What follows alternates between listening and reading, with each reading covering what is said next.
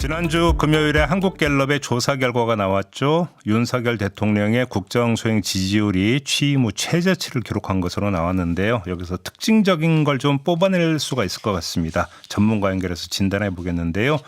K스택 컨설팅의 이상일 소장 전화 연결하겠습니다. 나와 계시죠? 네, 안녕하세요. 네, 일단 좀 질문 들어가기 전에 갤럽 조사 이야기를 좀 해야 될 테니까 조사 개요부터 잠깐 말씀을 드리겠습니다. 10월 22일부터 24일까지 전국의 만 18세 이상 1,001명을 대상으로 전화조사원 인터뷰 방식으로 진행된 조사 결과고요. 자세한 내용은 중앙선거 여론조사 심의위원회 홈페이지를 참고하시면 되는데, 이 한국갤럽 조사 결과를 보면은 지난주보다 2%포인트 빠진 20%가 나타났습니다. 자, 부정평가가 상당히 높은 것으로 나왔는데 이 지금 하락 추세의 경향성이 다시 한번 확인이 됐다. 이렇게 그러니까 정리하면 되는 거겠죠?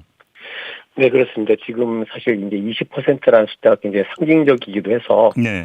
계속 주목을 받고 있는데, 사실 지난 총선 때 그 대통령 지지율이 총선 패배 이후에 20%대로 하락한 이후에 사실 지금 반년 이상 상승 모멘텀을 좀 찾지 못하고 있는 상황이고, 특히 최근에 김대남 씨 녹취 폭로나 명태균 파문이라고 하는 이 사태 이후에는 사실 20%선 자체가 위협받을 정도로 지금 크게 지지율이 약화됐고, 이런 부분들이 지금 오히려 지금 이 정도면 정말 이렇게 이제 바닥을 찍고 이렇게 다시 반등할 수 있지 않을까 이런 기대보다는 이런 식의 어떤 폭로들이 더 이어지다 보면은 20%선도 무너지는 것이 아닌가라는 어떤 위기를 느낄 정도로 지금 지지율이 약화되어 있는 상황입니다. 그러면 무너질 가능성도 있다고 보시는 겁니까? 왜냐하면 이게 지금 명태균 파문이라는 것이 이게 대통령실을 해서 자체적으로 지금 관리가 잘 안 되는 이슈잖아요. 네네네. 그리고 당장 지금 어제 오늘 사이에도 지금 원래 대통령실의 해명 중에는 적어도 윤석열 대통령은 후보 시절에 초기에 경선 초기에 명태균 씨를 만났지만 그 이후에는 이제 관계를 끊고 만난 적이 없다라고 했었는데, 지금 신용환 전 교수라고 있죠. 윤석열 대통령 후보 당시에 상당한 역할을 했던 분인데, 이분이 대통령 선거 당일날도 명태균 씨 보고서를 가지고 회의를 했다, 이런 이야기를 어제 공개했어요. 예, 맞습니다. 예, 그러다 보면 이것이 뭐냐하면 명태균 씨와 관련된 어떤 대통령실의 해명이라든지 이런 것들이 사실관계가 뒤집히는 문제들이 지금 계속 발생을 하고 있는데, 이런 것들이 더 폭로되거나 할 때는 사실 그 사안의 중차대성보다는 해명의 어떤 그런 부정확함이나 어떤 거짓이나 이런 것들이 드러났을 때 훨씬 더 여론이 좀 안 좋게 반응을 하거든요. 네. 이런 위험성들이 아직도 남아 있는 것 같아서 20% 정도면은 대통령 지지율이 내려갈 만큼 내려갔다 이렇게 단정 지을 수 있을까라는 생각이 좀 듭니다. 근데 좀 특징적인 게 부정평가 이후로 김건희 여사 문제가 특정이 됐고 그것도 수치가 가장 높다는 점 아니겠습니까? 그런데 이번에 일단 궁금한 게 김건희 여사 요인이 명시적으로 이렇게 등장한 시점이 언제부터예요? 사실은 이제 굉장히 윤석열 정부 출범 직후부터이고요. 그 전으로 거슬러 올라가면 기억하시겠습니다만 이제 대통령 후보 시절에 김건희 여사가 공개석상에서 이제 어떤 사과 입장 표명을 한 적이 있었지 않습니까? 그만큼 학력 위조 논문 의혹 이것 때문에 여러 가지 불거지면서, 근데 이런 문제들이 사실은 대통령 선거 당시부터 이미 문제가 됐었는데. 그 이후에도 사실 좀 보면 계속해서 김건희 여사 이슈라는 것은 이제 여론조사 상에서는 대통령 부정평가 이유를 이제 갤럽에서 매주 이렇게 조사 때마다 묻는데, 거기에서는 이제 작은 숫자들로 나왔을 때 1%, 3% 이런 식으로 나왔습니다. 이게 뭐냐면 김건희 여사라는 이름을 가지고 윤석열 대통령이 일을 잘못하고 있다 이렇게 말을 하는 것은 사실은 말을 하는 국민 입장에서나 이렇게 보면 좀 겸연쩍은 일이거든요.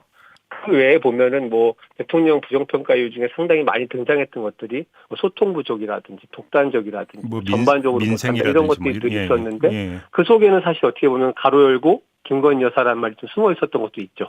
독단적이다, 소통 미흡이다. 왜냐하면 좀 대통령이 이런 부분들도 잘 관리하면서 같이 가야 되는데 잘 못한다라는 말 속에 포함되어 있었는데, 근데 이제 이번 주에는 이제 김건희 여사가 국정운영 부정평가에 1위로 올랐었고, 2주 전에는 그 두 번째 2위였는데, 이것은 왜 굉장히 큰 의미가 있냐 하면, 대통령의 국정평가를 이렇게 평가할 때 이유를 묻는데, 그것이 대통령의 어떤 본질적인 국정 수행과 관련되지 않은 이유가 올라온다라고 해서 그만큼 그 사안이 굉장히 크고 무겁다는 얘기거든요. 그렇죠. 예를 들어서 뭐 경제가 안 좋고 민생을 잘 못 챙긴다라든지 뭐 여러 뭐 외교적인 안보에 불안감이 있다라든지 이런 것들이 뭐 국정평가의 긍정 부정 이유일 때는 그것이 이해가 될 수 있지만 김건희 여사가 부정평가에 1위로 올랐다는 것은 이것이 다 하나의 사안이지만 다른 모든 문제를 압도할 만큼 굉장히 커다란 문제로 국민들한테 인식이 되고 있고 이 문제를 풀지 않고는 다른 어떤 것들도 뭐 이해되거나 뭐 이렇게 객관적으로 평가되기 어렵다라는 어떤 그런 분위기를 반증하는 그런 결과가 아닌가 싶습니다. 그러니까 이전에는 뭐 대통령이 독단적이다, 소통 미흡이다라고 하는 어떤 이 항목에 김건희 여사 요인이 녹아 있었었는데 네. 이제는 별도의 항목으로 그것도 가장 높은 수치로 이제 올라왔다. 그러면 그 이야기는 이른바 김건희 요인의 성격이 완전히 전환되어 버렸다. 그렇죠. 이렇게 봐야 예, 되는 겁니까 그러면? 명태균 파문 이후에 김건희 여사 관련된 이슈들, 소위 말하는 여사 리스크라는 문제들, 과거에는 사실 대통령이나 후보가 되기 이전의 일이라든지 개인적인 좀 처신의 문제 영역에 들어가는 것들이 좀 많았어요. 명품백을 받았다라든지 이런 국정과 것들. 연결을 시키지 않았다라는 거죠. 그냥 그렇죠. 개인 문제로 봤다라는 거죠, 그게. 그러나 이제 김대남 씨 녹취 파문에서 나타난 그 김건희 여사 라인, 대통령실을 어떤 장악하고 있다라고 얘기하는 그런 문제라든지 명태균 씨와 관련된 부분들은 적어도 이제 실제 얼마나 실현이 됐든 간에 그 뭐 국정이나 선거 혹은 당무에 개입했다라는 의혹을 일으키는 문제들이 크게 불거지고 있고 이거는 사실은 김건희 여사 개인의 문제가 아니라 윤석열 대통령의 국정 수행이 정상적인 방법으로 이루어진 것인가? 라는 의문을 불러일으키니까 이게 김건희 여사의 그 여사 리스크의 성격 자체가 사실은 이제 이 정치적인 영역으로 완전히 넘어온 거예요. 그러다 보니까 이게 윤 대통령의 어떤 그 통치나 국정 수행을 평가하는 가장 큰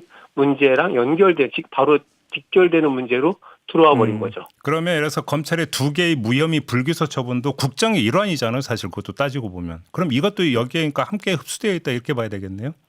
저는 이제는 이 김건희 여사와 관련된 문제들은 어떤 개별 하나하나의 사안을 떠나서 그 총체적으로 좀 뭐 사실관계들이 규명되거나 국민들이 좀 납득할 수 있는 방법을 그거에 뭐 도이치모터스 관련된 문제든 뭐든 간에 납득할 수 있는 절차를 통해서 좀 규명되지 않으면 안 되는 그런 정도의 성격까지 올라와 있다라고 좀 보는 편입니다. 그러면 이제 활동 자제 갖고는 안 된다 이런 말씀으로 연결이 되겠네요. 그러면 그거는 알겠습니다. 활동 자제라든지 뭐 지금 뭐 여당 내에서 논쟁이 되고 있는 뭐 특별감찰관 문제 이런 것들은 하면 도움은 되겠지만 어떤 김건희 여사 문제를 더 이상 발생시키지 않는다라든지 이런 국민들을 자극하는 것들은 좀 자제가 되겠지만 기존에 제기된 의혹들이 해소되지는 않잖아요. 알겠습니다. 자, 오늘 말씀 여기까지 들어야 될 것 같습니다. 고맙습니다, 소장님.